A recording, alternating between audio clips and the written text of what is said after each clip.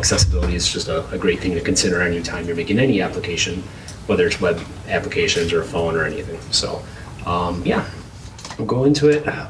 Just as far as the table of contents or what we're going to cover, we'll define what we mean by accessible web applications, what it takes to make a website accessible, who decides whether your website is accessible, why you would support it. And then I want to kind of do a case study, a before and after of an application that failed by all measures, every accessibility test out there, which we worked on and then started to pass them. So it's a good story. We'll use the screen reader and get an idea of what people are looking for when they are talking about accessibility. Why specifically am I talking about the topic?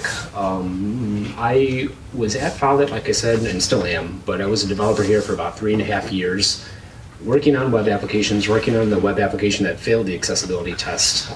And I never once thought about accessibility for the 3.5 years, never once thought about ADA, didn't know what a screen reader was, didn't know what tab control was, didn't know anything.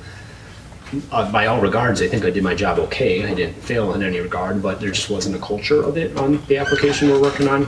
Wasn't a need, wasn't a customer demand for accessible web applications.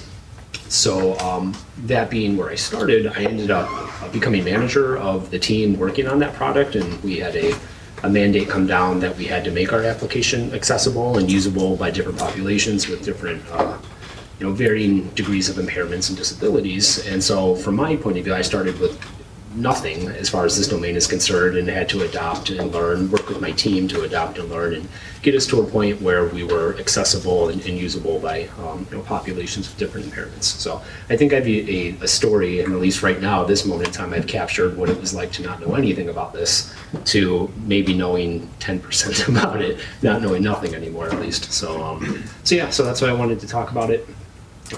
So we'll start with what exactly we mean by accessible web applications. If I could put it as succinctly as possible, this would be it.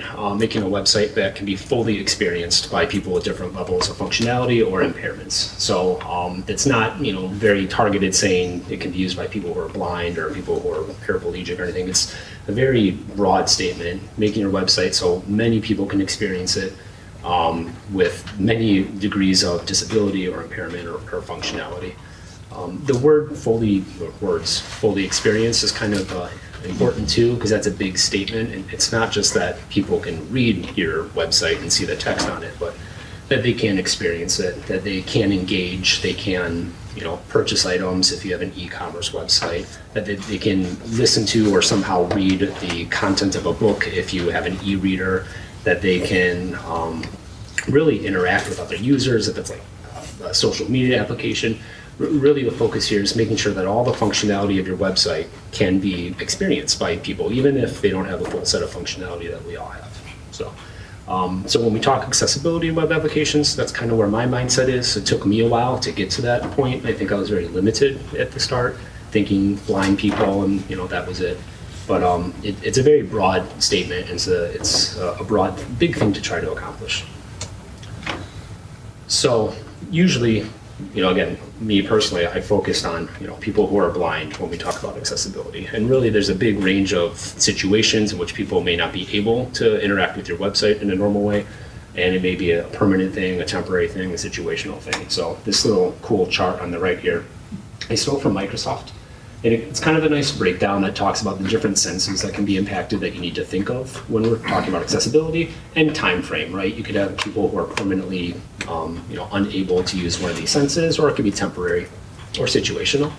My absolute favorite in this chart is Microsoft suggesting that a distracted driver is a form of situational impairment, and that is true, but I don't want to encourage our users to be driving while using Destiny Discover, but it is something to consider, I guess. Actually, that's a good point. Has anyone used Zoom before on their phone? So Zoom is like web conferencing or a software, and we often use it on the computer. If you have the app on your phone, there's actually a driving mode on it. So it's not like the same complex interface with all the buttons. I think it's just mute and unmute.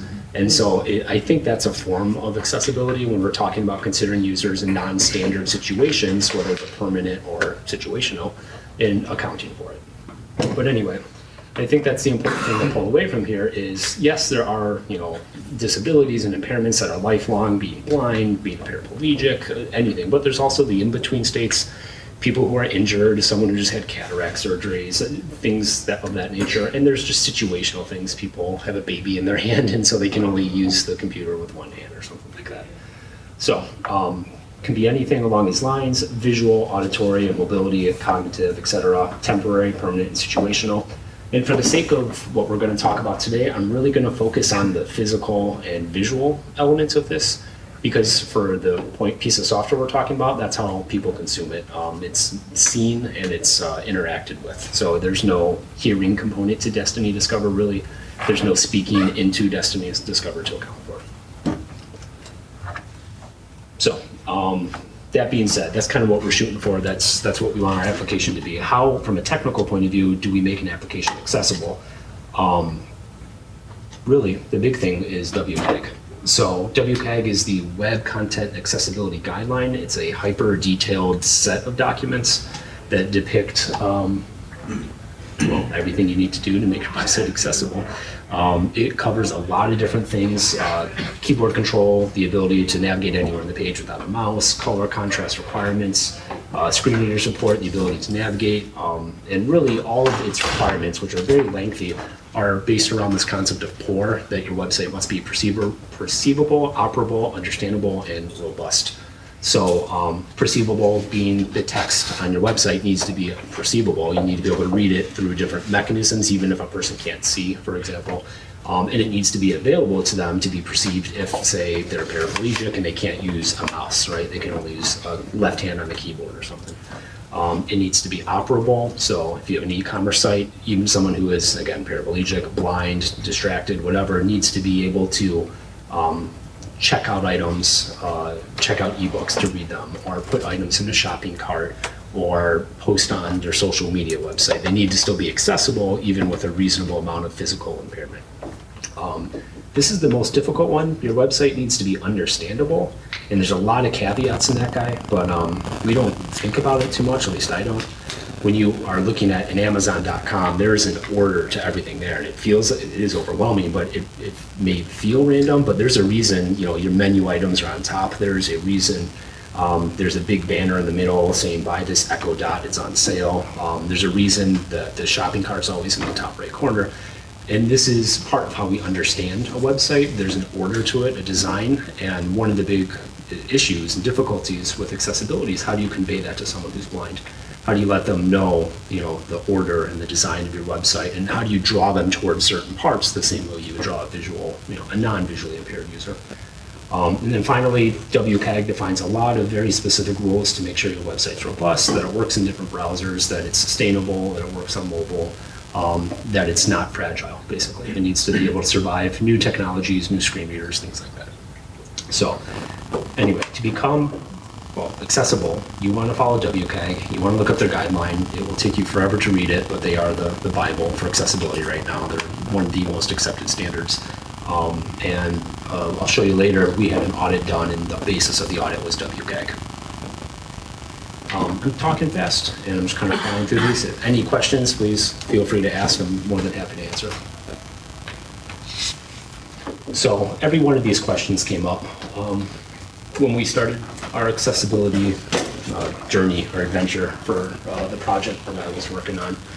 And I think these are all fair questions, and there are things that developers or QAs or I myself asked when we started taking on the responsibility of making our website compliant and accessible. So you could read the questions. The one that sticks out to me the most was the second one. So there's a conception, and I don't know if I can call it a misconception, but there was a thought that a lot of people had when we said we're going to make our website accessible, and that question and that thought was, aren't we compromising our feature development to accommodate maybe 1% of the population or 0.5% of the population? And I think that's a fair question. It's a big concern. Often we talk about 80-20 and trying to get the biggest bang for the least amount of work. And so conceptually, people ask, aren't we betraying that by trying to accommodate a very small segment of the population? And I don't have a fantastic answer for that, but I don't think it's mutually exclusive to say you're going to make your website accessible and you're still going to follow 80/20 or follow whatever virtues you follow when you're deciding what features to work on. More often than not, the best solution for both non-impaired users and users with impairments is the accessible solution. It tends to be the best one anyway. And usually for reasons we'll go into, you follow into best practices using semantic HTML, things like that. But anyway, this was a concern we had often, and for anyone who is going to be taking on accessibility for the products, it's a question that may come up. Are we compromising maybe the fullness of our application and the diversity of the features we can put in simply because 1% of the population can't take advantage of it? I think the situational one trumps that, though. Yeah. I mean, because it's at some point we're all going to be injured or impaired in some way, and it would be tremendously frustrating. Like your mouse or your trackpad stops working. Yeah, right. It doesn't have to be a physical injury. I still need to order my, stuff from Amazon somehow. Absolutely. New mouse. It's critical. New mouse, for example. Yeah, that's a great example. No. So if you could tab through and everything works correctly, you'd be a happy camper. No, you're absolutely right. So this extends beyond the traditional injuries and the blindness that I always thought of when I thought of accessibility or paraplegics. Temporary situational things like that, absolutely. We should account for them and we should make the website functional even for a temporary impairment like that. And more often than not, you'll find that there's an elegant way to implement two solutions. So even if you do have like a sexy drag and drop that you want to implement that's totally unusable if you can't use a mouse, have a dialogue where you can say move to position 4 to supplement the drag and drop, right? Usually you can offer both. And again, I maintain you find more often than not, most people use the accessible solution more than the fancy solution. So anyway, this happened to us. We had a lot of questions. No one on my team was particularly well versed in any of these accessibility and ADA concepts. So a lot of these things came up. I'm trying to think if any of these stick out for any other reason. The third-party widget one, I don't think we solved that yet. We rely on material design and Google for everything. And there are a few things that are not, quote-unquote accessible. We haven't really answered that one yet. But more often than not, you want to try your best to not use widgets if they're, or third-party components if they're not accessible. Something to keep in mind. So, for example, the application we work on relies, heavily on material design. We can't just rip it out. It would represent a huge amount of rework for us. At the same time, if it results in a part of your application being totally unusable for the 1% population, you still failed that 1%, right? So even though it's a lot of work on your end, and it may or may not be, you're still failing 100% of the time for that 1% of the users. So you gotta, weigh that when we're talking about using third-party components. Try your best to find an elegant solution around it. You don't have to, in our case, you don't have to completely remove material design, but maybe we could work around that one menu item that's not working correctly, maybe just implement that one ourselves. I don't know, but remember, even if it's a third-party component, it's still your application. Your users are still perceiving it as you, as Follett, as whatever company you work at. It's your brand, it's your application. So even if it's a third party, you're still failing that user. So this is more of a businessy, or I don't know what this is, managerial point of view, but what happens when you've decided or been mandated that you need to support accessibility? Just a few things that are really required and I found super helpful is complete buy-in from the development team. Do everything you can to have discussions like this ahead of time, explain the reasoning behind supporting accessibility. Work with your UI UX team to make sure they understand and believe in accessibility as well. I think it's important. It's something we did on our end. We took a lot of training, both independent and scheduled. We worked with outside resources to learn as much as we could about this topic. Again, we're talking about a team that had no context and no background on ADA and accessibility, having to learn these things. So it was really important to kind of ramp people up initially. So a lot of training, a lot of internal audits. We happen to have one resource on a different part of the company, very well versed in ADA and accessibility. That helped us out immensely. So we had audits like every month or so with Hi from Baker and Taylor, very informative. And make sure you allow time for refactors if you're updating an existing web application. If you're making a brand new web application, not as critical. Just make sure you consider accessibility early on, but if you're refactoring, it's going to take a lot of time. So, who decides when your website is accessible? So ultimately, there is no super centralized authority that like hands out certification saying, hey, you are accessible, you're good to go. There is no nationally recognized, here's the one, end all be all authority that give you a certificate. Rather, what we tend to rely on, and in my experience, what we relied on was securing something called a VPAT, a voluntary product accessibility template from a third party. So there's a lot of third parties out there. I'm not sure if you said your company is working with a third party. I assume they're issuing a VPAT. That's the acronym they've been throwing. I have so much feedback about interactive accessibility. I don't know if it should be recorded or not. Maybe we'll talk about it afterwards. I won't see mine for a couple months. I promise you won't see yours for a couple of months, and it'll take a long time to get more feedback after that too. But you could work with, there may be others out there, and you work with these third-party vendors, and they perform thorough audits. And I will say the one we did with interactive accessibility was very thorough. We'll talk about the results. But this is a typical pattern. Again, there's no centralized authority. You can't go to W3C and ask them to give you, their blessing. You have to go to a third party. It costs a lot of money. It takes a lot of time. They give you a certificate. The funny thing about it, and the one I'm still trying to come to grips with, and I think I talk about it here, it's not clear like how it works as far as recurring audits go. It's the way it was portrayed to me. You get your VPAT and boom, you're accessible, and then you just good luck. It doesn't, the process, as far as I've seen it, doesn't seem to consider what happens as your application changes, what happens if you have a complete rewrite, what happens as new features are added or taken away, new developers take over. It's a little murky there. I think the one safety check is your customers may request a more current VPAT over time, but ours haven't yet, but it's only been a year, so we'll see.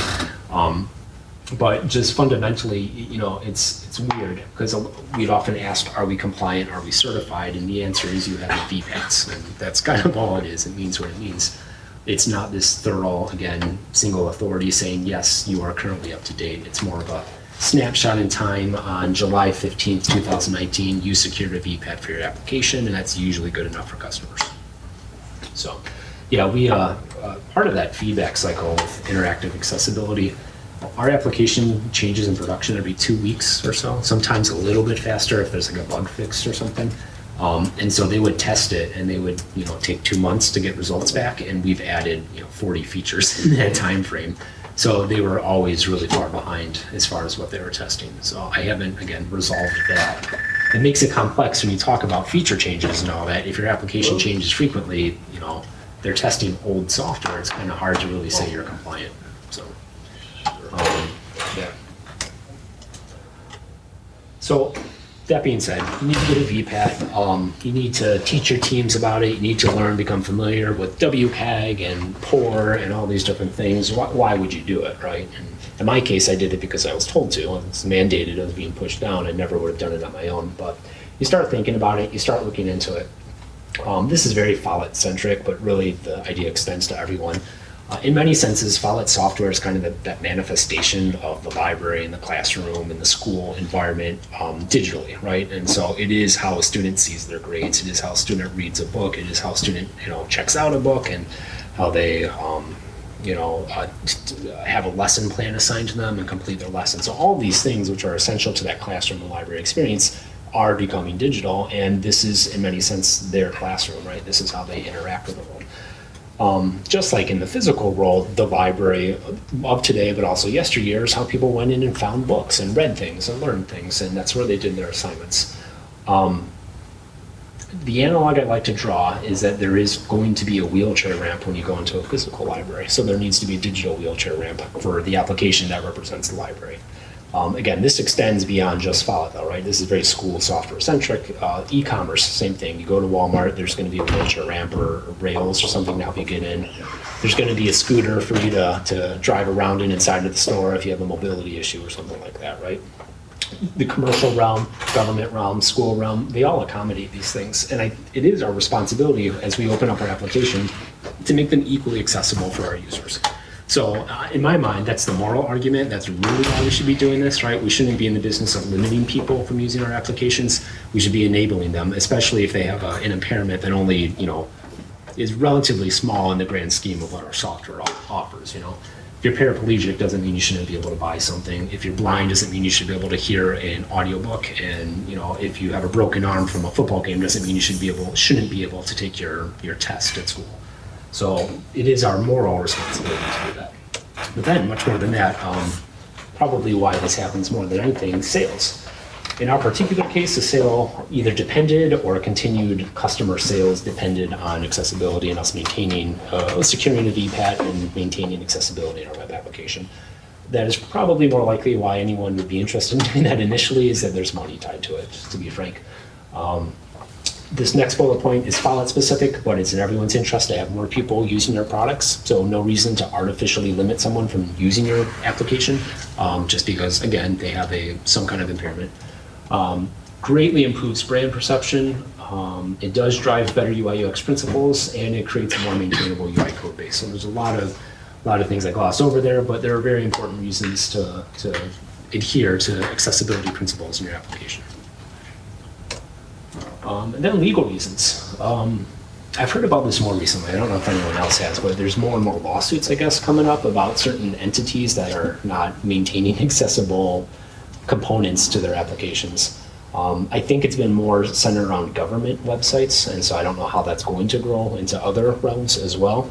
But there's an argument to be made that if ADA insists that there should be no discrimination by state and local governments, or discrimination out by places of public accommodations, including stores, restaurants, hotels, movie theaters, etc., there's a claim to be made that if you can't do that in the physical world, you shouldn't be having a disability-based discrimination in the virtual world as well. So I don't know the success of these lawsuits. I haven't seen anyone say they have paid out anyone, but I know that I see it in the news crop up once in a while, and I suspect it's going to become more common as the economy depends more on our websites, digital space. Okay, so we'll dive into Destiny Discover. I'll show off some screen reader and talk about a few things. Any questions or any comments about this overall? So the current state is there is some law in the ADA that basically only affects government sites. So There's no mandate for private industry to adopt this instantly, or it depends how you read the law and interpret the law. I captured what I thought was a relatively related snippet of text on that topic. And I think you guys had a lawyer here like 3 or 4 months ago. You could have had him here today and could have asked. This is what ADA says. So Title III prohibits disability-based discrimination for places of public accommodations, which include private businesses that are open to the public, such as restaurants, hotels, movie theaters, museums, doctor's offices. Not worded here, I've seen it inferred elsewhere, stores are also applicable. So the question arises, does that equate to the digital storefront and the digital doctor's office and the digital library, the digital classroom, all that stuff? A lot of our customers are schools and they're government institutions, so they're obligated to supply they have a accessible mandate. systems to their Yeah. users. So because we're a vendor, we're required to do that also. Okay. So we're kind of stuck with it, whether we're government or not, our customers. Yeah, Because I mean, like that Title III, the virtual space, and that could apply to, physical things like wheelchair ramps, like you said before, and not anything else. But. Yeah. And so I don't know that there's been an interpretation that has set a precedent, or like everyone all of a sudden has to do this for their websites and you have to make it completely accessible. I just know there's been a lot of lawsuits on the matter, but nothing's bubbled up too high. To Dave's point, and I don't know if I talked to that in the slides anywhere, there is an argument to be made there that taxpayer dollars are going to the schools, where in our case, pay our salaries and buy our product and all of that. So there's probably a more direct line of responsibility there.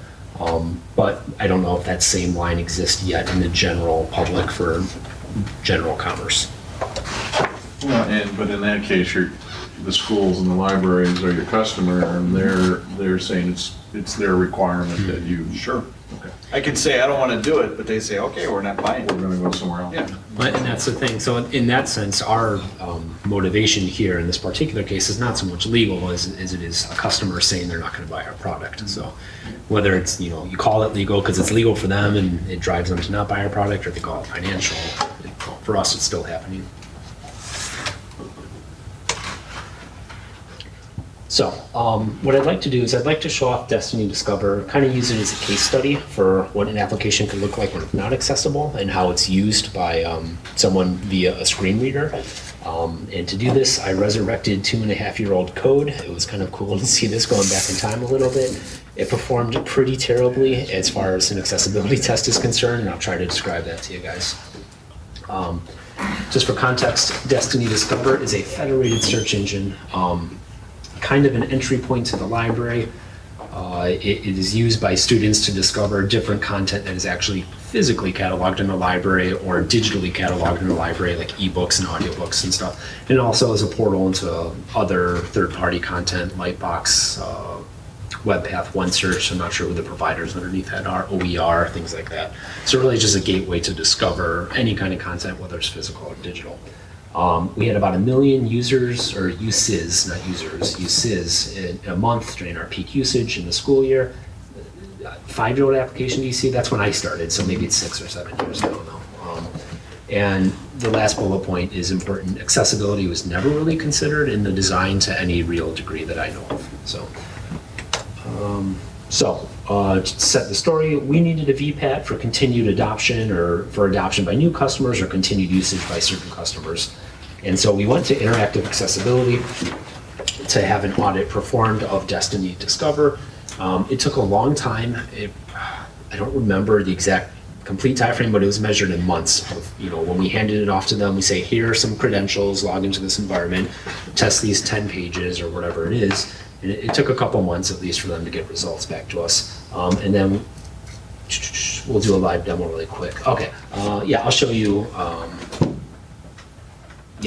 What I'll do is before I show you the results, which you can imagine are terrible, I'll actually show you what it looks like to use Destiny Discover from back in the day with a screen reader. So allow me to fire that up. I believe it is this tab, okay, and I need the screen reader, NVDA. And I told myself I would talk through a screen reader really quickly as we started up. So in general, screen reader is what the name says it is. It will read the content on the screen for you. It works across all applications. I focus more on the browser experience because that's the application that we're responsible for, but it can be used and it will not stop talking no matter what you're doing on your computer outside of the browser. But generally speaking, it is a portal into the content on the screen for those who have vision problems. So whether complete blindness, legal blindness, partial blindness, whatever, it's a way to read the content that's on the screen. And it's meant to be that avenue into your application if you can't see, right? Or you have some vision impairment. So I'll open it up. Normally, what would happen, I think I'm muted. You get a lot of chatter. Destiny, business, paid access, Destiny, discovered. So, Clickable navigation, landmark list with 1 items link, graphic, Destiny, discovered home. Heading, level 3, JZ Elementary 1 out of list. List with 5 items link, I graphic. can stop this, but I'm proving a point here. Link, collections. List with 2 items link, checkouts. This is what happened 2.5 years ago when someone with a screen reader loaded up Destiny Discover. Link, exit out of list. Just spouted random crap at them. It just started reading off everything on the page, no control, no context. List with 4 checkouts, link. Okay, so the screen reader is responsible for reading the content on the screen, and again, it's this portal into the application if you have some kind of vision issue.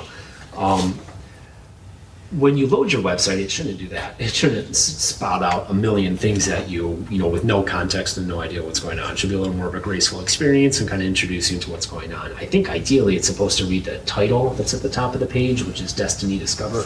It shouldn't read every item on the page. So there's something wrong there in general. But imagine you're a user, imagine you can't see the screen and all you can do is hear the audio coming back from this, but you've been given an assignment from your teacher or your librarian to go find a certain book and check it out, listen to an audio book or something for your class, right? So how would you do that in here, right? You don't have sight, you can't see the screen, all you can do is hear. So there are some standards set up with the screen reader. Tab control, it's not really a screen reader thing, but it is still leveraged. It allows you to navigate through the different areas of the page. So let me try to tab through this page to see what exactly is here. Hold link. So I just loaded the page, I tabbed to the first element and it said holds link. Okay. It kind of makes sense, I guess. It's see my holds, which is a library concept. You place a hold on your title.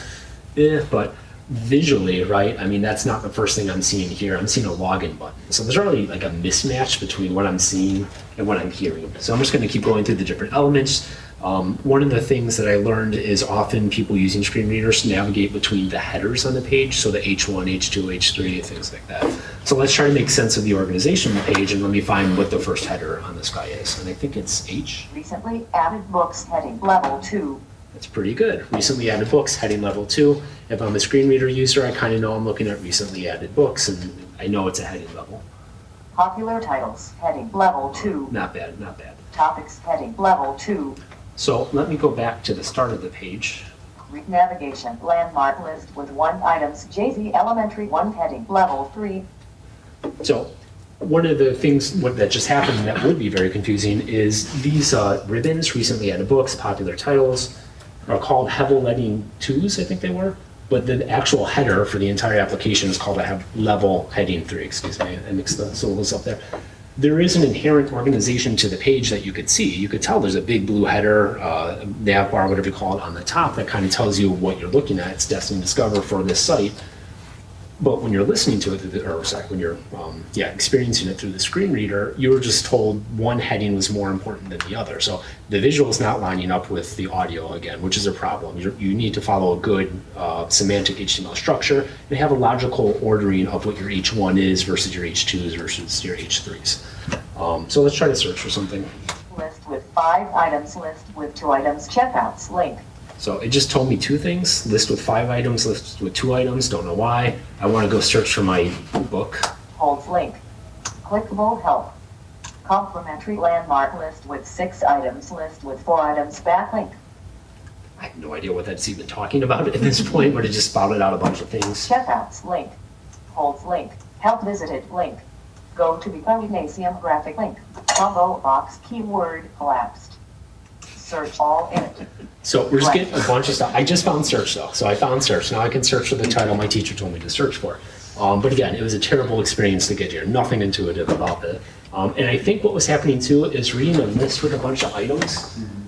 It was either one of those menus there maybe, or collapsed menu. there may be, I think there on this version of DD, there was a sidebar menu that came out only in mobile version. So if like I could try, if I squeeze this down, I think it becomes a sidebar. Destiny, NDEA. Yeah, see that right here? Destiny, Discover, Google, Chrome. Can you tell why we mute the screen reader after a while? So it was reading me that hidden menu that's not here. I'm on a left or a full screen. I shouldn't be seeing a hamburger menu, but it's still reading it to me. Another accessibility fail. You shouldn't be reading stuff that's not intended to be presented to the user. They're not on a mobile device. They shouldn't be hearing this side menu coming out. Anyway, so let's search. I'm using the mouse and cheating.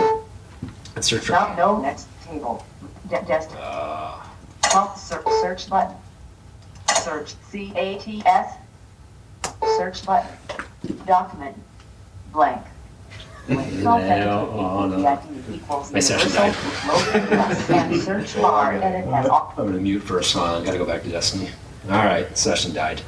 Also a poor experience for the user. Poor experience for me. For Google Chrome.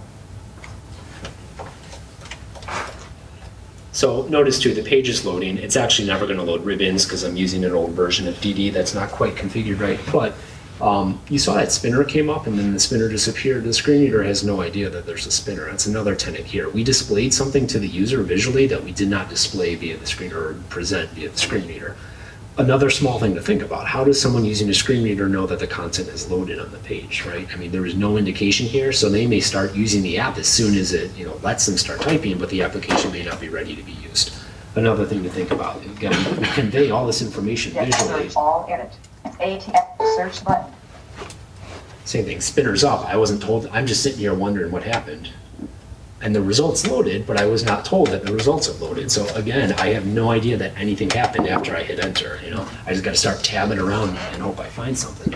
So I'm going to do just that. Navigation, landmark list with 7 items, list with 6 items, favorites link, reading pack, check with clickable help, complimentary list with favorite read checkouts link, I'm going to highlight one more thing, and then I think I've shown enough about how bad this is. Checkbox checked. Let's say I want to see all the books for cats, right? So we presented these ribbons in the old Destiny Discover, where we gave you kind of, pre-filtered the results for you. Maybe you're interested in physical books because you want to check it out or something, right? Or ebooks. Let's do ebooks. I want to see all the ebooks. Desktop list with 8 items. You might be able to see it. There's a little focus around this one.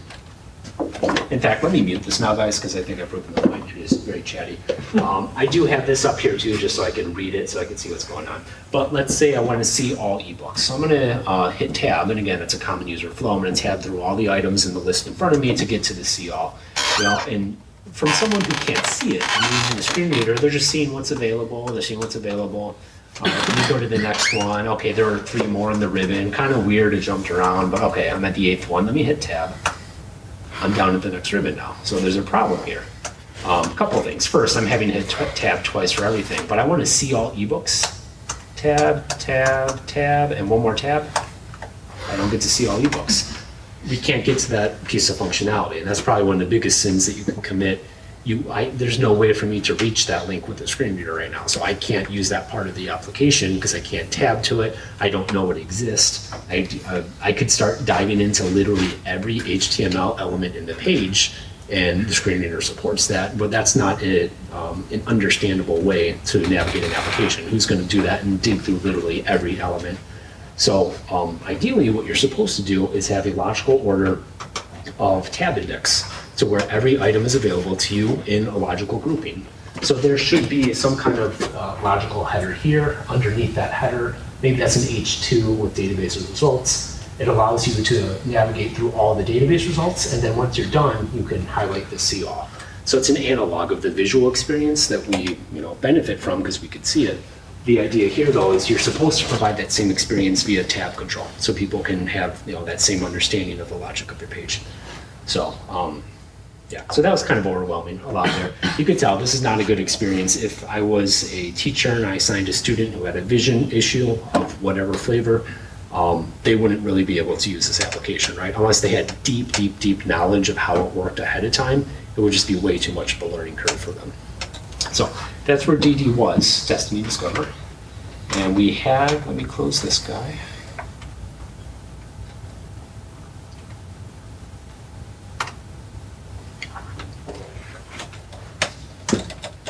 So we had interactive accessibility come in, and they cited 321 issues that we had to fix in the application, which frankly seems kind of small for how bad it was.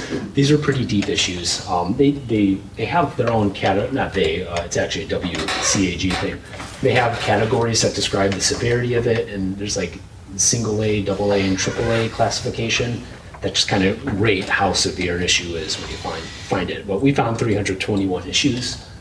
In fact, that's 321 medium, high, and critical issues. We had, I don't know how many hundreds more, minor issues or whatever the next classification is. So these are the ones we had to fix per our contract to get the VPAT. So they touched on things like color contrast. There are WCAG guidelines that describe a minimum threshold or contrast of colors you must have to accommodate for color blindness or people with legal blindness but not complete blindness. Keyboard access, as I showed you, there are parts of the page I just couldn't get to at all. Screen reader output, they cited just illogical messages coming throughout the entire application. Inability to navigate to some pages or seeing navigation that was inappropriate for the view I was in. Markup errors, H1, there's a bunch of stuff, right? So it's pretty overwhelming. This is actually a different application, but it comes from the same report.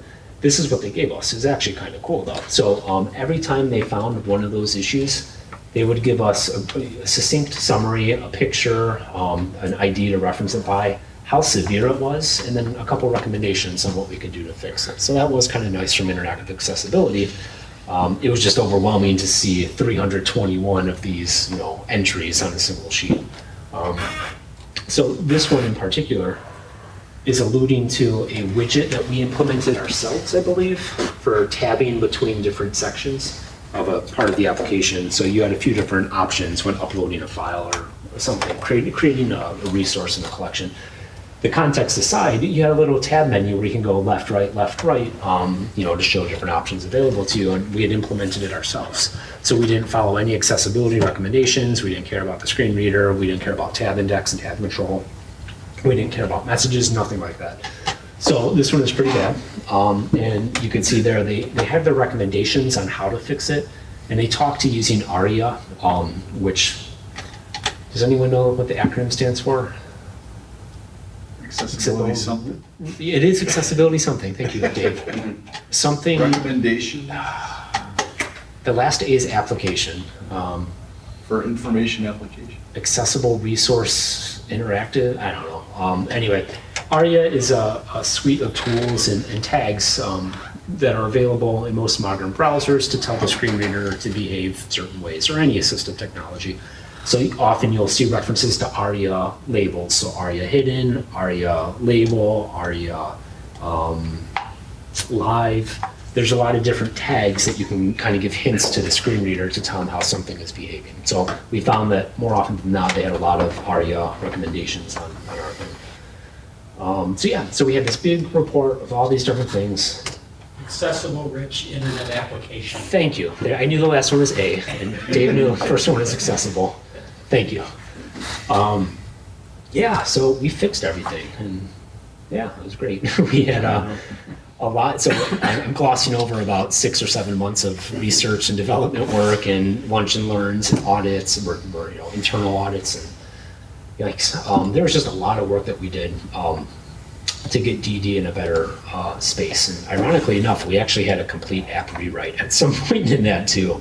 But we went down a strange path where we had both the old and the new. So anyway, there's a lot of refactoring involved. But things like having internal audits are super helpful. What we did, like I said, have one resource in a different company who was able to help us out, and monthly we'd have an audit.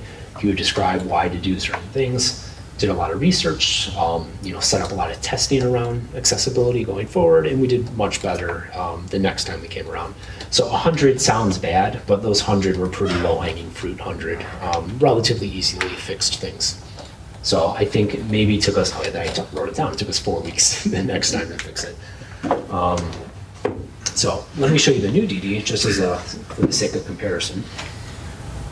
And the session is ended, I'll log in and then fire up NVDA.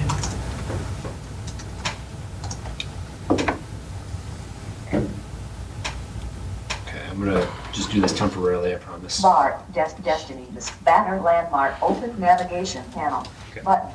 There you go. I opened the page and it took me to the first actionable element. So that's one of the tenets of web accessibility. When you open a page or any mobile or new screen you navigate, you're supposed to be taken to the first element that can be acted upon. So you'll notice a couple of things. First, it didn't read me everything about this page. It said open navigation panel button, and that's where I am right now. I tabbed over something about skip to links. We'll talk about that later. But ultimately, much more succinct. I was taken to the first visual element on the page, which means nothing for someone who relies on the screen reader, but you can tell there's a consistency between what they're seeing already and what we're seeing visually. It tells me what it is, it's a button, and it tells me what it's for. It's for opening the navigation panel.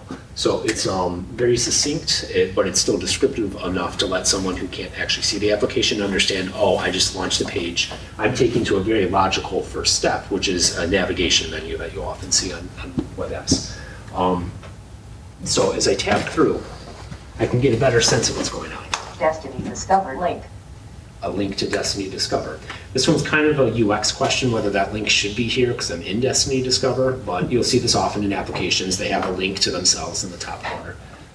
Search combo box collapsed, has autocomplete editable. Search blank. It's a search combo box, which has autocomplete, it's editable, and it's currently blank. So it's, again, telling me what's going on, and if I start typing, I think it gets me the suggestions. AT expanded.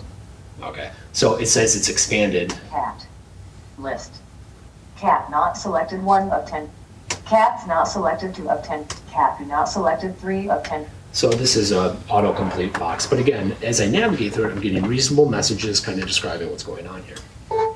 So Combo box collapse, has autocomplete editable. there you go. Cat. Do search button. do search button again. So same task, right? I know the UI is a little bit different here, but you'll notice as I go through, say I want to see all ebooks. Viewer desks opening landmark. See all ebooks link. There you go, see all ebooks link. It's at the front of the list instead of at the end, but it's still available to me. List with 8 items. Birthday party date 1, 2, 3 maps for teachers and birthday. See all ebooks link. Banner landmark. Return to home page link. Loading. Finished loading. So my screen reader is reading kind of slowly now, but it told me that the page is loading and then it had finished loading. In my experience with those who use screen readers consistently, they have a much faster speed than this. So this is just kind of slow so we can hear it, but usually it's like 3 times as fast as this. So, but yeah, we're giving feedback, we're letting them know, even though maybe visually they can't see what's going on. Hey, it's loading, it's finished loading. You have ebook search results. Landmark. Select to open the filter panel. Again, so you can get the picture here. We have very descriptive text. We try to be succinct, but we still describe what's going on, and we're trying to paint that better picture of what's on the page ahead of them. A test we did before is I tried to navigate between different headers. So here, there's really just one section, and that's the search results. No heading. Browse ebooks heading level 1. So my heading level 1, I'm browsing ebooks. That's exactly the page I'm on. Let me look at those H2s. Birthday party games. This title is in button heading level 2. There you go, birthday party games. The title is in. It gave me a little information about the availability. And then it says it's a heading level 2. And it's a button. I can click on it if I want to. Animals grow and change. This title is in button heading level 2. So the headings provide a clear sense of order for the user as well. So they can actually navigate between the different titles here because we're using Semantic HTML, proper headings, all of that. Yeah, so everything on this page is available. I can tab to everything. I get meaningful messages as I go through the different content. There's an order to it. I'm glossing over a lot of the small details that allow this to happen, but hopefully I can demonstrate just from this that it's a much better experience. It's much more usable. And it's the reason why we eventually got our VPAT and we passed all this accessibility stuff was because of what the product looks like now. Yeah, so it was very cool. Let me go back. Close NVDA. Because it is a nuisance. It's a great tool, but it's also a nuisance. So I alluded to some of this in the HTML, technically, what did we fix? So some good rules to follow. You'll see here, every single item that can be performed is now available to the keyboard. Specifically, tabbing is important, but there's also logical semantic HTML order being put in place. So if I were to use the headers or navigate through a list or just tab through, it's all available to me. I can use the application even if I don't have a mouse. We use semantic HTML. Links are for navigating, buttons are for actions, selects to choose items. We use headers properly. One of the biggest things we had to change from the old Destiny Discover to this was to not custom implement everything, right? So we'd have like something that should have been a button because it was going to open up a mobile, and we just made it a div with a click handler. So what will save you the most time as far as accessibility is concerned is use semantic HTML, use the elements as they're intended to be used. It'll save you a lot of time. Otherwise, you have to start putting in special handlers just for accessibility that you would have gotten for free if you'd used semantic HTML. All the elements provide reasonable text descriptions, so they really depict where you are. We met all the color contrast guidelines. Specifically, all images have an alt tag unless they're decorative. We have something called the skip to link implemented. We have focus traps implemented. What is a skip to link? So let's see how it works here. I glossed over it quickly here. The idea is very often in web applications, you'll have some section at top that's the same on every single page. So Destiny Discover has that. We had that side nav menu, we had a search box, we had a login button or something like that. The skip to link is actually technically what's supposed to show up first on your page when you tab into it, and it's a quick link to go to the main content of the page to skip over that common functionality. So I don't know if this works quite right, but we're going to try anyway, and hopefully NVDA, I can demonstrate a working one here. So let me go back here. So I'm not going to do the audio, but I'll have the text here. I'll try to open it up a little bit. Okay. So I'm going to go to the search bar. So what the skip to links is supposed to be, like I said, it should be the first element that if I start up here that I can tab to. Skip to main content, it's a link. Visually, it's not very loud because it's meant for the screen reader. So it actually just kind of blends in here, but you see a little button came up that says skip to main link. And if I click on it, where I would expect it to take me is to the main content of this page, which is probably the welcome message or maybe the ebooks, something that represents, where you are. So I'll watch the text. It says skip to main content link. Now it says Destiny Discover homepage heading level 1. So if I hit tab, what's next? See all. Good. So you can't see it, it's back there. This is the see all. So what it did is it took me to this header, which has a generic message for just a screen reader saying Destiny Discover homepage. And then when I hit tab, instead of taking me here or here or here, it took me to the see all button, which is the first actionable element in the main content of the page. So the idea is, again, give the user, the keyboard user, the ability to skip over that redundant content on top that's on every single page and let them go to the main content of the page. And that skip link only comes up with the reader? No. Or with, It comes up for everyone, actually. So if I, it's, we probably put it in maybe half a year ago or a year ago, but so the screen reader's off. If I shift tab to go back, so you can see I'm on the hamburger icon. I hit shift tab, skip to main content. Yeah, you could tab to go forward or shift tab to go backwards. Yeah, so it's available to everyone. I just happened to demonstrate it with the screen reader on. There's also the concept of a focus trap, which is important. So what would be a good example? Maybe the menu here.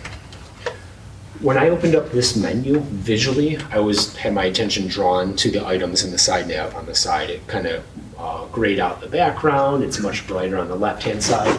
I can see there's focus on the first item in the list.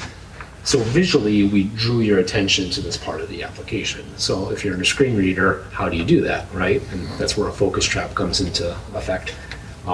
I don't need the screen reader to demonstrate this. I could tab through this menu and it will not take me to the rest of the application. I'm in a little trap here where my focus is stuck here until I take an action or I close this menu. So as I tab, you'll see it's going through each item in the menu. And when I go to the bottom, it just goes back to the top. So I'm forever and ever in here, which is good. This is what you want.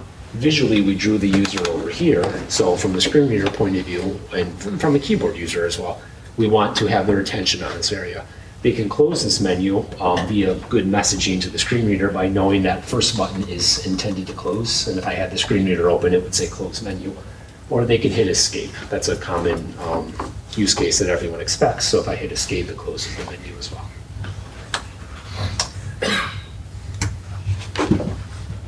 Again, it put focus on your top left. It did. After this game. Now, I think the mandate here or the suggestion here is it takes you back to the element that got you there. So for example, I close this menu, I'm back on that icon. If I do the same exercise on my profile thing here, click my cute little panda, I start tabbing around a little bit, and I say, you know what, I don't want to do this, let me hit escape. It took me back to where I was before. So the idea that you're taken to the first actionable element on the page, I think is more apt when you have just navigated to that page. This one we haven't navigated anywhere. We've stayed within the page. We're returning them to where they were when they initiated the action. I think this is the same. So this will open up a dialog where I can, again, my focus is trapped here. I can't tab to other parts of the page, which is desirable. But if I close it, I'm back to where I was before. Trying to think if there's any other cool examples to highlight here. You'll notice small things that are less about accessibility and more about user experience. In the old Destiny Discover, as I tabbed through these items, it would tab like the picture and then the text, the picture and the text, right? And so if you wanted to iterate through all the items, you were forced to double tab for every single item. One of the considerations you want to make is don't put people through unnecessary work. So conceptually, this is a list with items. They should only have to tab through each one once. What else? How does the HTML get organized to do that? I believe in, well, We'll see if I'm a liar. Tab index. I assume tab index is either being explicitly applied or it's not being overridden to allow for that. So how do I close this? It again? should go in document flow order unless you explicitly set tab index. Let's take a look and see if we did that. Or So you can, you can tab index 0 if you really have to. you're right. So there is an inherent tab index that is not being explicitly provided here, and so it's just flowing through them. Now, there's also the element regarding the fact that this is there's the idea that this is an actionable element. And so this ability to tab through items is particularly applicable if you can act on the element. I can act on these titles. I can open them. Are they links or are they, I mean, I saw LI, but I didn't see what was inside the LI. Angular magic. So we're getting to layers of material, but let's see what the screen reader says, because that's actually a good question.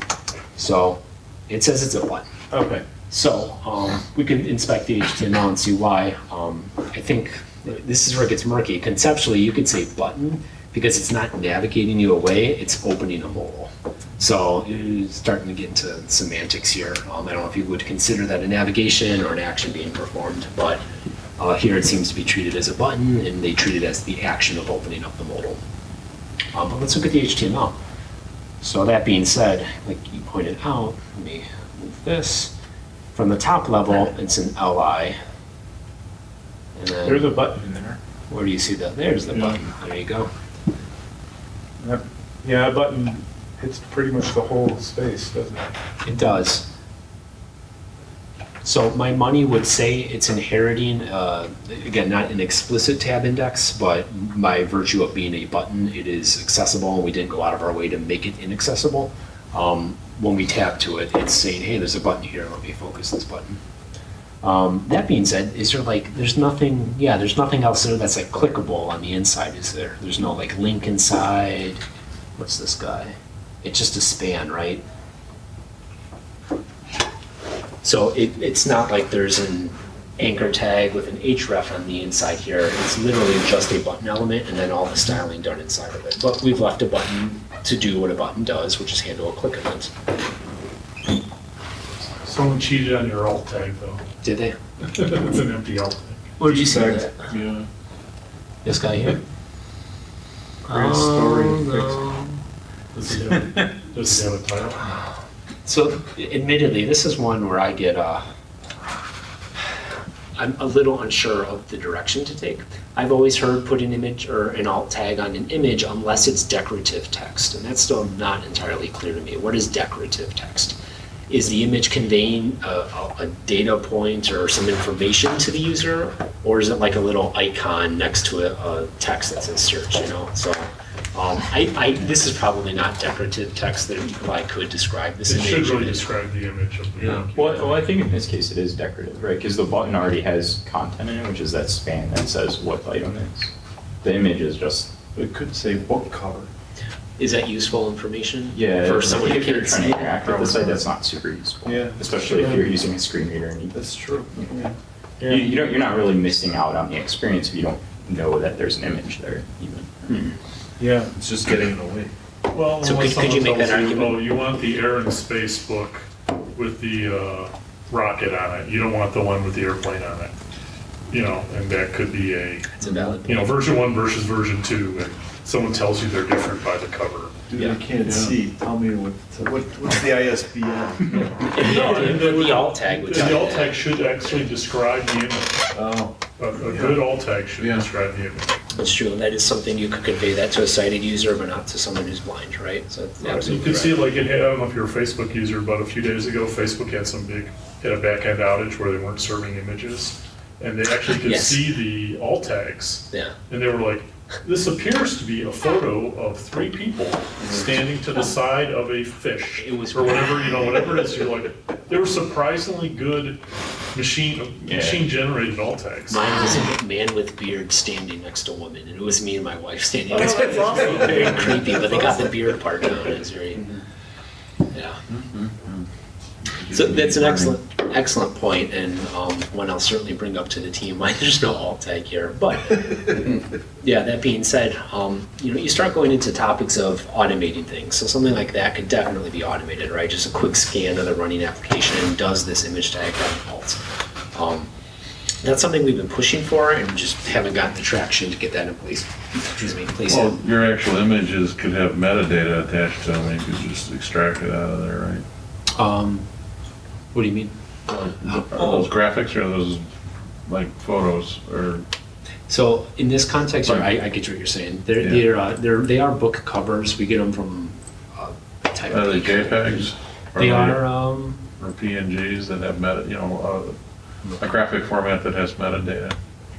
We're at the mercy of the supplier, and unless they tag it, then any metadata. And that's the thing. Is it inherently useful just to describe? So like there is data around all of these titles, and we could just take the generic title data, but that wouldn't necessarily describe the image, right? So we would need someone to catalog that to make it really So useful. it's an enhancement we could do for Title Peak is say, hey, characterize this image like in the Facebook manner. And Yes. run it through some sort of AI that Yeah, adds, hey, this appears to be. There you go. That sounds like a fun project. I'd work on I it. won't report you guys. Thank you. You're gonna take our VPAT away. No. And again, that's the thing. It's a kind of a moving target with these VPATs. We have secured the VPAT, but obviously it'll never be 100% perfect. So it's the nature of what it is, and I think it becomes the development team's responsibility to kind of take this on because it won't happen organically, right? It's not just going to fix itself. Well, you need to continually educate your UI developers what needs to be in the HTML that's ultimately produced. Yep. They need to know, ARIA-label tag, when it should appear, what element it should be on. They need to know whether to use a button or an A tag. In what circumstances do you use one or the other? Yeah. No, absolutely. That topic of anchor versus button came up many, many times over that 6-month period. But one of the things we found again that made life really easy was to try our best to use Semantic HTML where we could, because you'll get whatever the number is, 75% of this for free if you just stick to links when you should use links, buttons when you should, and things like that. But there absolutely is that element of education. Sending people off and reading blogs or talking to a subject matter expert or having internal audits where there's a Q&A session afterwards. All of those things. Well, I've seen, or should I say, haven't seen sufficient training on this in the development community. Yeah. I would tell you with complete honesty, I never thought about this topic even once a year and a half ago. Like up to that point, I agree with you. I don't think it's talked about. I don't think people get trained on it. I've heard this bantered for 10 years, but I've never had training. I still haven't had training on what to do. Yeah. Yes, but for those of us that made web pages before div existed, like one of the examples you gave was instead of using a button, make a div and make a click handler. Well, there was a time when div wasn't enough. So you had to think about these things. Yeah, and I think that's really the thing. It's more of like breaking old habits. Because I think if you're like new to HTML and you start learning it today, like a lot of this is sort of how you're going to be taught. You're gonna start with Semantic HTML. You're gonna start learning it that way, and you're not gonna have your mind like cluttered with all these like old techniques that people used to use for different things. Like It seems like the HTML5 spec has got all kinds of stuff focused at accessibility and the semantics issue, and much more rigid recommendations. I guess they're recommendations. They don't. And there's real tags, you don't Portion. just use P tags for everything in H1. There's header, there's footer, aside, article, there's like real Navigation. tags. Yeah, all the navigation stuff's probably the critical Yeah. stuff. What about marquee? Marquee and table. Oh, I miss it. Not really. I'd be lying if I said I didn't use Marquee on a few production websites when I started out. Well, it's kind of like back in the day, people used tables to lay out their page, and now it's a sin, right? You're supposed to use CSS for that. Tabular data, right? Back in the day. No, you just use tables for layout. They Yeah, right. Nothing to do with tables. It was easy. Now you should just go to Flexbox Froggy. Lay out your tables with that table library. So, assuming you have some JavaScript in here too, is there libraries that are helping you out with this or frameworks? So in our particular application, we rely on material design pretty heavily. So a lot of these elements, I'm not sure if the rendered HTML mentions it. You may see MD hyphen or mat. So this is a material design card, for example. So a lot of the content that you see inside of it is being automatically generated to I think the nav bar on top is a material nav bar.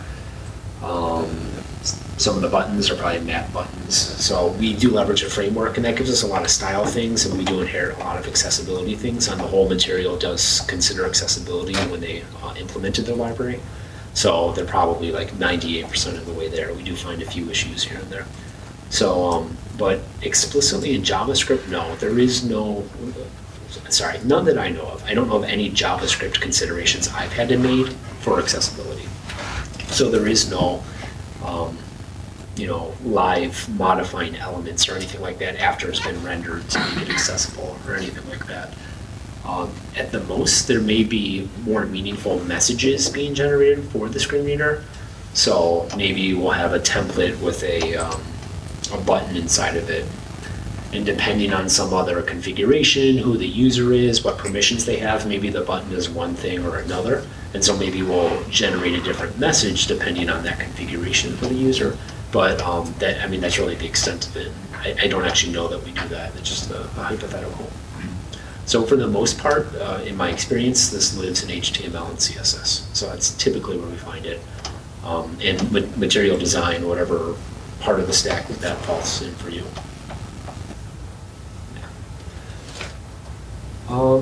I think that may be it, guys. I had another slide or two. Actually, no, I just had steps going forward, which we kind of talked about to a degree. But again, just a reminder, a good thing to keep in mind. Adhering to accessible design, ADA, doesn't limit the functionality of what you can implement. It'll make you reconsider things. Maybe it'll have you implement things twice, or not twice, but like in tandem, like a drag and drop in a dialogue to reorder things.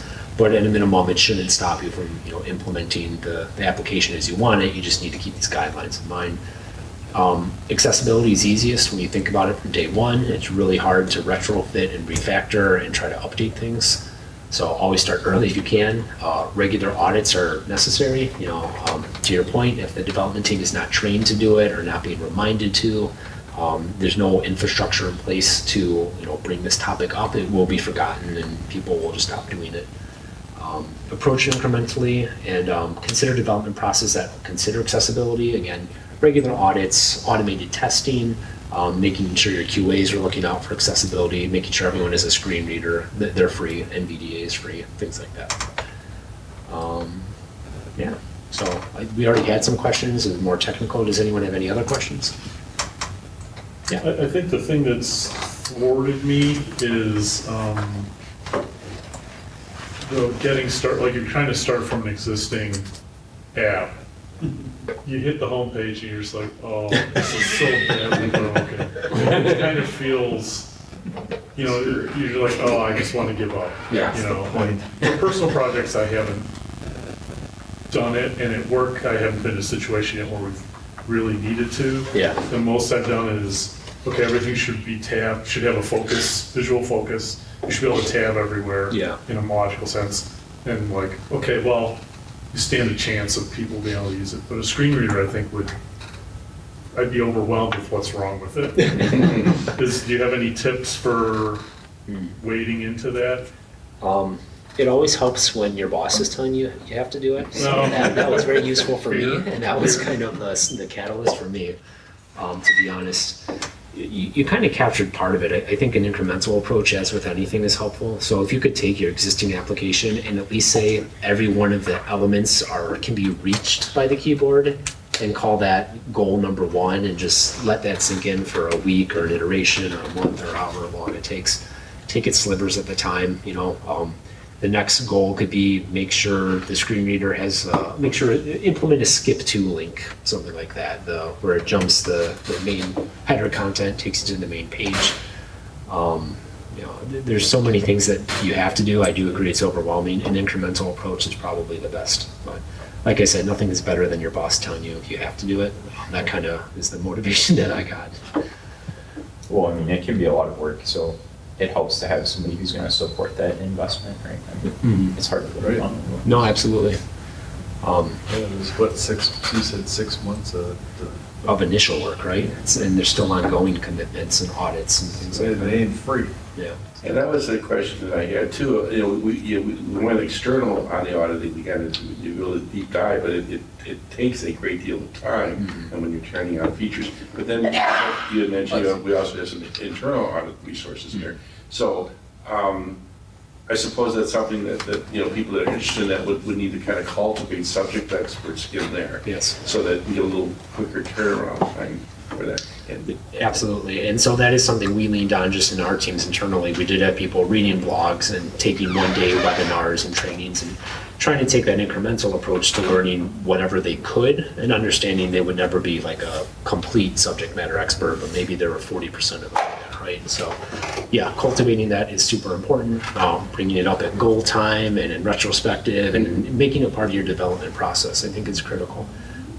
And we were particularly lucky, Follett, relationship or purchase of Baker and Taylor or whatever it is.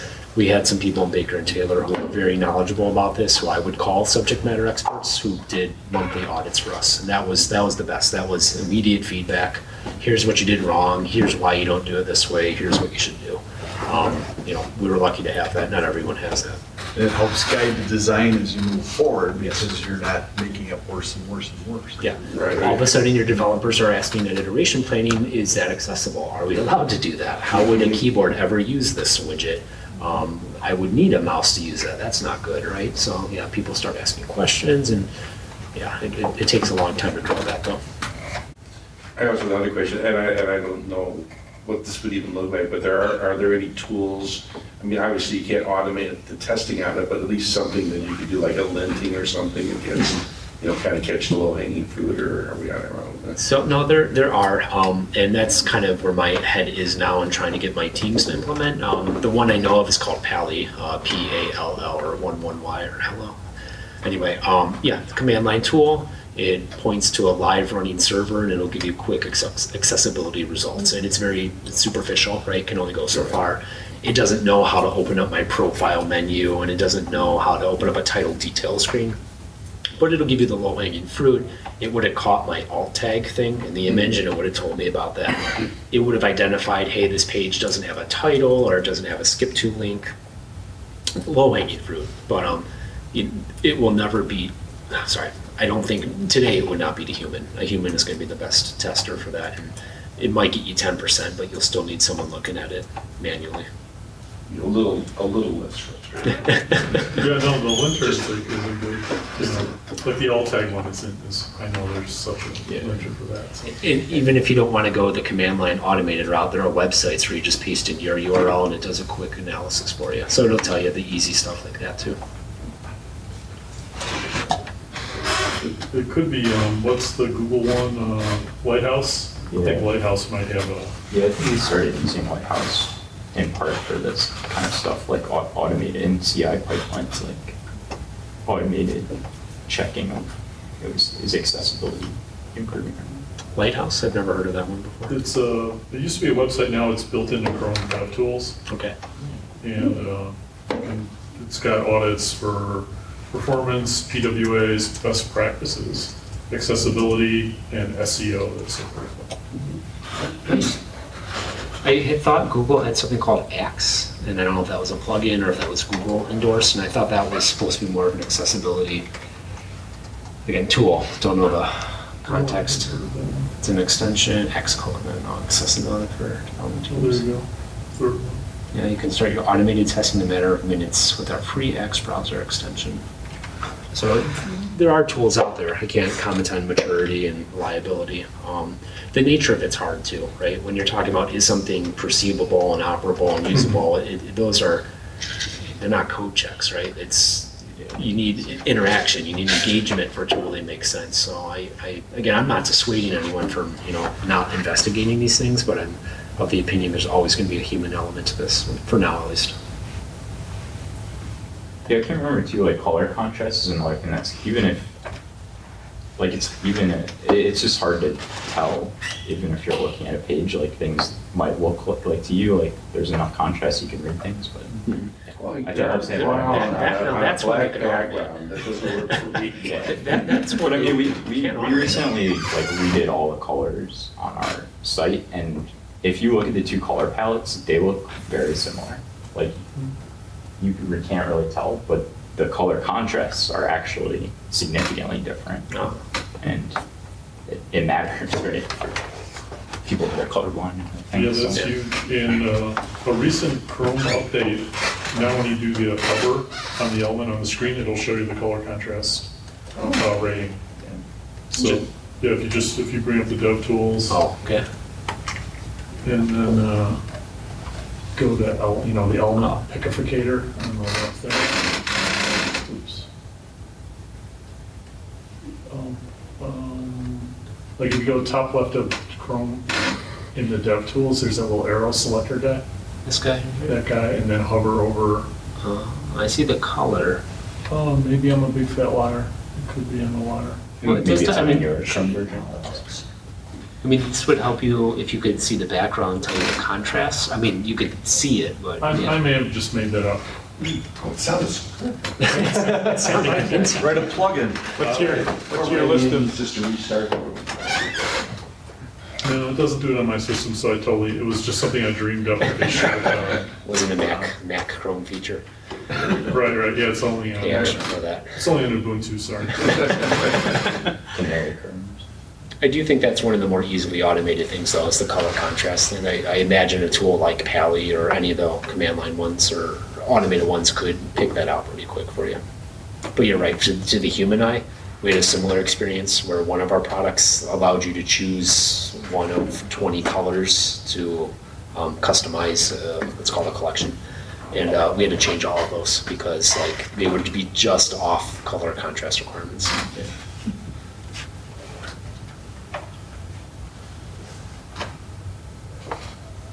It's easy, anyone could do it.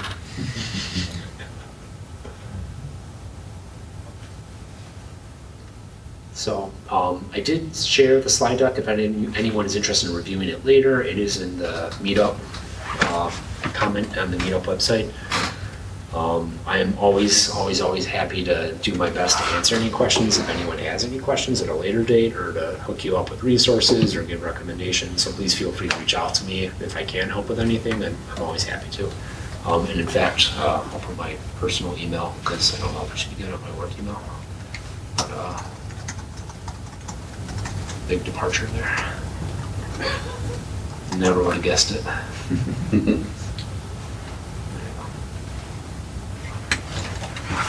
But yeah. Do you have to hide the follow? No, I just don't use the follow one. Use the It's got spam folder. I got Mimecast protecting me, Dave. Oh, yeah, man. Did you ever get any feedback from users after you guys? No. I mean, just watching it, like the news site, like even for me, I think I would have. It would be more enjoyable to use the newer one, right? I mean, it just seems like more predictable when you're interacting with it. Right? So, not specifically to the topic of accessibility, and so I think we're talking about a very small part of the population that would, ever speak to it. But we got really good feedback from one of the internal resources who was helping us out. I believe he's completely blind. He relies on a screen reader entirely, and he was one of the ones helping us out and testing it and telling us what to do. And he, who was helping us, gave us a lot of feedback saying, yes, much better, much more logical, much more usable. we probably had a pretty big lapse there where we didn't test with him for like 6 or 7 months. And so when he came back to it, he's like, this is night and day, this is way better. So, I mean, that was really, great to hear. We felt good about it. We haven't heard it from customers, but we don't really have that feedback mechanism with 7-year-olds either, right? They're not talking to us how much they love the topic or the application. Yeah. One thing too to think about, the time frame between what was old and what is new is about 2 years. So in addition to just logical improvements, there are new features and better practices in there too. So I agree, we are much better now than we were 2 years ago. Yeah, just the tabs are driving me nuts. Yeah. Just trying to think of it, there was one of the Microsoft conference talks of a blind .NET developer who works for Microsoft, and he actually did a real-time coding thing all during the show, and he had a screen reader. It was just like, It's fast. and he's just zipping through these menus. And I'm like, the mental capacity you have to keep all that. And he's typing and tabbing and indenting and running using the debugger. And I'm like, wow. And the whole, this Visual Studio, is fully accessible. It was pretty impressive. Awesome. It's a great video. It's not very long. I'll post it on Meetup if I can find it. So it's pretty cool. That would be awesome to see. Now, that tool you were using, right, I know there's these tools, are there tools that are available that don't require a large investment? I think like JAWS, I think it's something you have to purchase. Yeah. This other one, I think you're using. Yeah. Oh, I like that. There you go. It's free. It just talks too much, though. It is chatty. It's much more pleasant. Change the accent to like a nice soothing Australian accent or something, whatever you like. You can configure it. We use NVDA. My internet off? What's going on? Well, I guess I don't get to search anymore. Well, all right, so no, that's the end of that presentation. NVDA is free. I believe it's open source. You can find it online, download it, and have it running in 30 seconds. So it is just, and then it'll never turn off. Exactly right. It is. I've actually never used JAWS. I've heard there's a $900 price point on it. The conflict there, or the thing I'm not sure how I feel, so we don't test with it because it's expensive and NVDA is free and easy to use and everything. But my understanding is most schools encourage JAWS, and there's a government grants for kids who have blindness, where they will get a grant and they can get JAWS for free to use at school. And JAWS works primarily with Internet Explorer. So for us, we have a problem with that, where we don't really claim to support IE for our applications. But the most popular screen reader only works in IE. So where we are right now, we haven't formalized our long-term plan, is we're supporting Chrome with NVDA, and that's what we're suggesting. We also support Firefox with NVDA, and to a lesser extent like Safari with Mac tools and things like that. But our real focus has been Chrome with NVDA, just to keep scope down for now as we try to figure out how to support everyone. That being said, I've heard that we have shortcomings with JAWS in some areas. But you're right. I know I've got a couple of friends of mine that are blind, and they were able to participate in a program where that was supplied to them for free. But then they are limited to what browser. So NVDA though would run under IE, then, right? Would it? It would, yeah. I mean, you got a reasonable assurance that you're not. It's 95% of the way there, kind of thing, and you'll find things that probably don't work. But I venture a bet that we're much better now in IE with JAWS than we were 2 years ago. So, yeah. Thanks for giving the presentation. Sure, happy to.